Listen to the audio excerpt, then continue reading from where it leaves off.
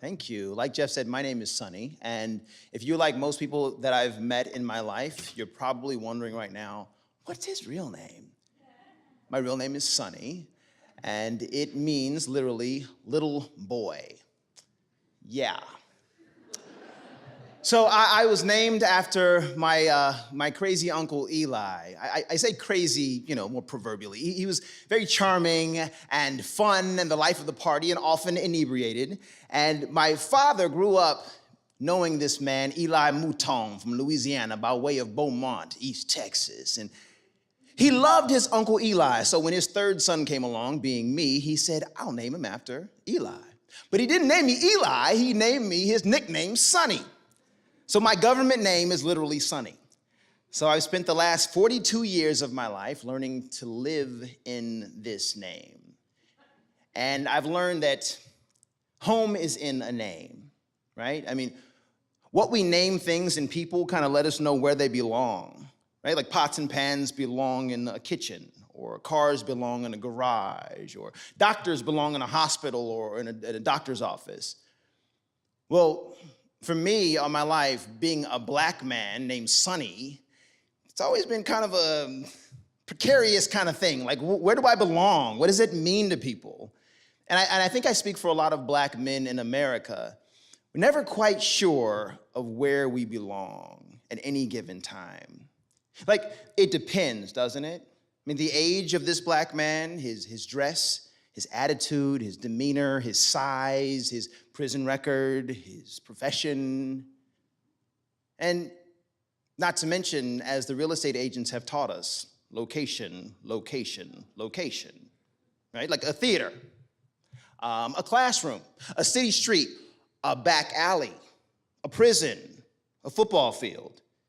See, the black man in America has learned that our meaning, our value, our humanity, our very lives may depend in any given moment upon a constellation of factors that far exceed our own reach.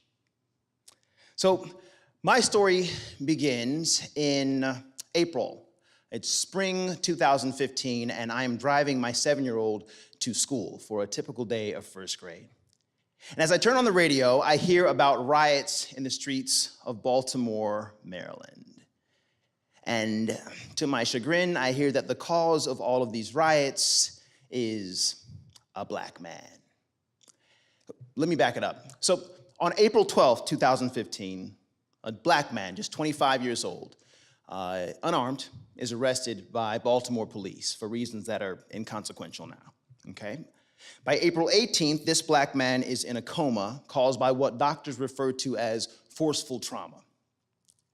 By April 19th, at approximately 7 a.m. Eastern Standard Time, this black man is dead. Now, between April 19th and May 6th, the streets of West Baltimore are ablaze. I'm talking riots and looting and protests and police officers getting hurt and hundreds of people getting arrested and thousands of National Guard and police forces converge upon West Baltimore. And all this cost the city of West Baltimore, some $20 million. At the end of the day, 6 police officers are accused of this man's death. 3 of them are acquitted. 3 have all charges dropped. 0 convictions. All of this because of one black man. One black man who was some mother's child, some father's son, some grandparent's hope and pride and joy, right? A black man named Freddie Gray. Now, Freddie is from the old German. It means peaceful ruler. Now, Freddie Gray was a man, excuse me. Freddie Gray was a black man who once, not long ago, just like Emmett Till or Tamir Rice or Eric Garner or Mike Brown or Philando Castile or Alton Sterling or Stephon Clark, and so many who have come and will come again, once like them, not long ago, he was just a little boy. And I peer into my back seat, and who do I see sitting there looking back at me with these doe eyes, but a little black boy. He's got this beautiful brown chocolate skin that he gets from his mother. These deep, dark brown eyes that hide behind the folds of his cheeks when he smiles. He gets those from me. Dark, tightly curly hair designed by God to grow from his scalp and protect his precious brain from the intense African sun. His name is Sterling. Now, Sterling literally means little star, okay? Figuratively, it means pure and thoroughly excellent. Sterling is named after one of my best friends from Stanford, award-winning actor Sterling K. Brown. Now, Sterling's middle name is Barron, so he's named after his grandfathers. My father's name is Barry, my wife's father's name is Ron. Sterling Barron Kelly. I mean, if that boy don't get a job.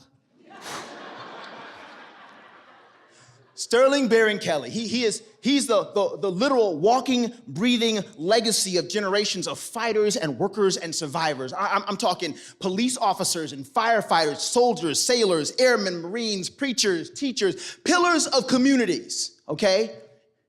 But this day, when I look at this little boy, all I can see is a black boy. A black boy who's one day going to grow up and be a black man. A black man who will look an awful lot like the pictures I had seen on CNN of the now deceased Freddie Gray. I remember the first day I met him, my Sterling. I remember being in this hospital with all these lights and people running around and stuff, and his cheeks, he had these beautiful little brown cheeks. You want to eat him off his face, right? And these sparkly little brown eyes that kind of squint at the glare of the hospital lights. The kid's got a pair of lungs on him. I mean, he's wailing. And I look over to my wife, and she is spent. I mean, it's been like over 20 hours of labor, so she's just done. But she gives me the nod. Somehow she is more alluring and angelic to me than ever before. And I turn to this, my firstborn child. And y'all, it was like a scene out of Alex Haley's Roots, right? Where Kunta Kinte's father has him in the moonlight in the lush African forest, and I'm dating myself. Y'all, it was like a scene out of Lion King, where Rafiki has Simba right on Pride Rock.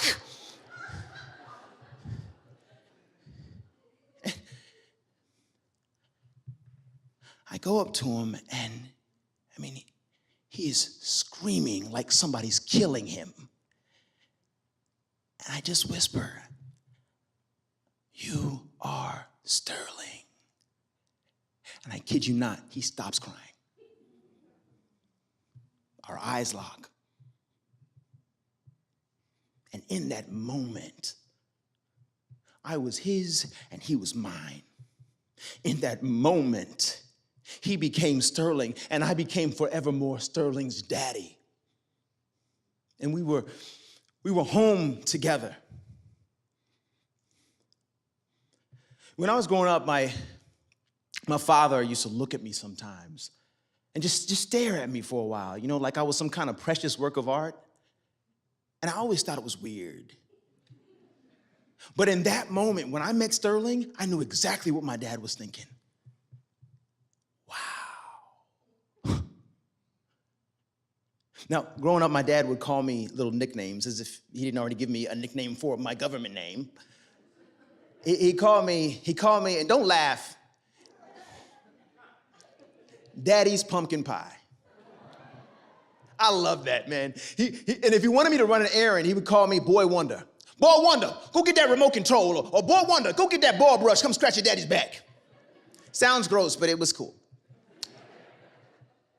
And we knew if Dad was mad if he just said boy.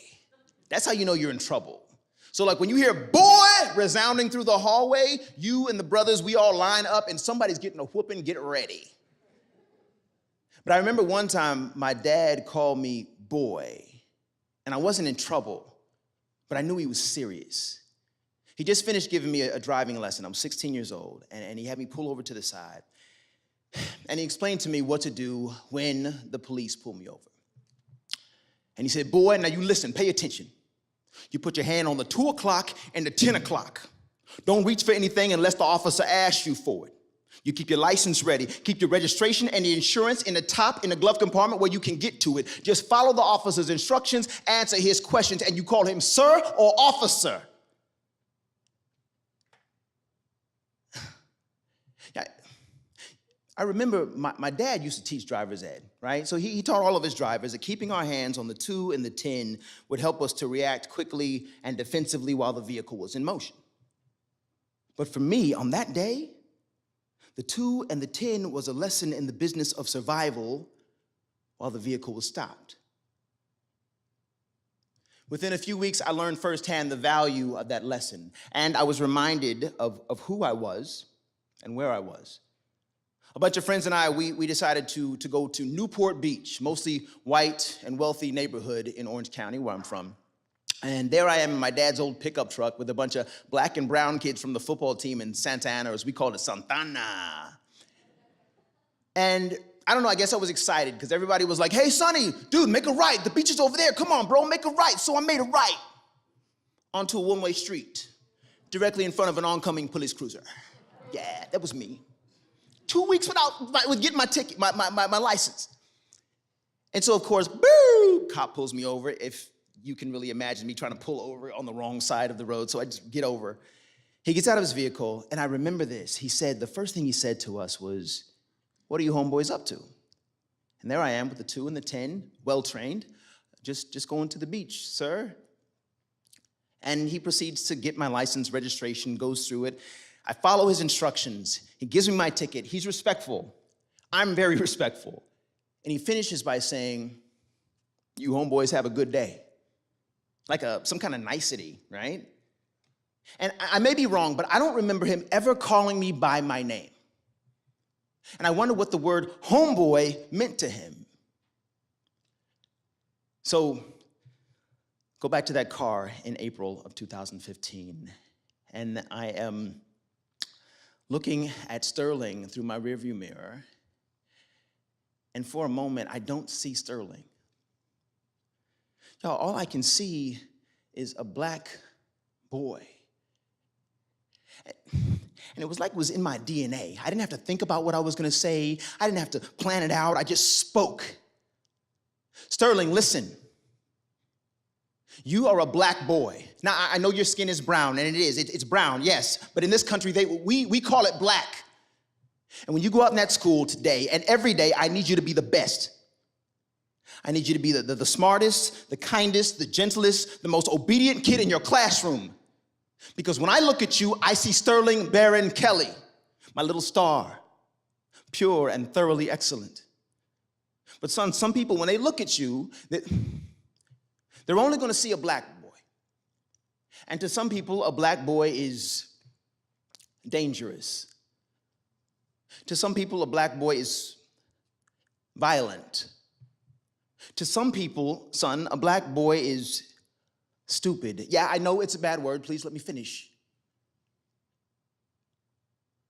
I looked that boy dead in his eyes and I told him, son, to some people, you will only ever be a black boy.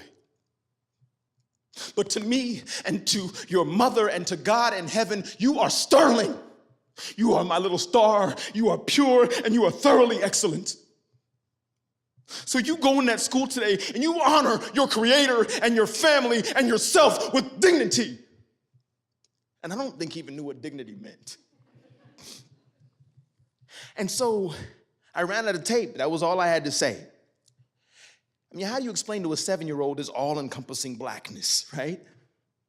And I look at him and he looks at me. And in a moment to just break the silence, he says, Daddy? And I say, yeah, son. He says, can I go now? Yeah, you can go. Sterling, I love you. And so every day I send my beautiful black boy into the world, knowing that it's going to misunderstand him and all too often misname him in hopes that if he can just remember his name, maybe, just maybe, it will help him get home safely to his daddy. God bless. Good night.